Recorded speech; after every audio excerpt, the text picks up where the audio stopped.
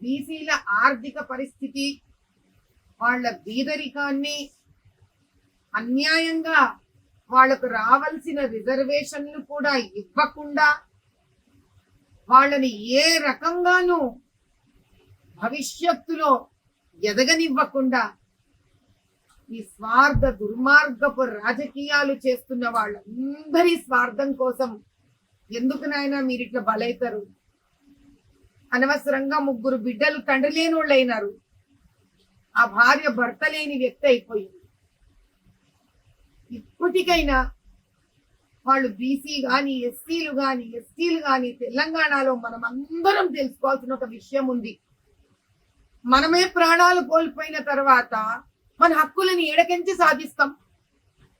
ధర్నాలు చేద్దాం, రండి మీతో పాటు నేను వస్తా, ఉద్యమాలు చేద్దాం, మీతో పాటు నేను వస్తా అని ప్రాణాలు పోగొట్టుకోవడం మాత్రం ఏ మంచి నిర్ణయం కాదు నాయన. అది కూడా ఎవరి కోసం తీసుకున్న ప్రాణం అది? చివరికి కుటుంబం అనాథ అయిపోయింది కదా. మీ అందరికీ చేతులెట్టి దండం పెడుతున్నా. ఈ రాష్ట్రం బాగుపడాలంటే తగలబెట్టుకుంటే బాగుపడదు రాష్ట్రం. మనం గట్టిగా నిలబడితే రాష్ట్రం బాగుపడుతుంది. ఇంతకన్నా నేను మీకు విన్నవించుకోగలిగింది ఏమీ లేదు. నా వంతు సహాయం నేనేమన్నా చేయగలిగితే దయచేసి నాకు చెప్పండి. నా వంతు సహాయం నేను ఇచ్చి ఆ కుటుంబాన్ని ఆదుకునే ప్రయత్నం చేస్తాను. ఈశ్వరయ్యచారి ఆత్మ పుణ్యలోకాలను చేరుకోవాలని కోరుకుంటున్నా.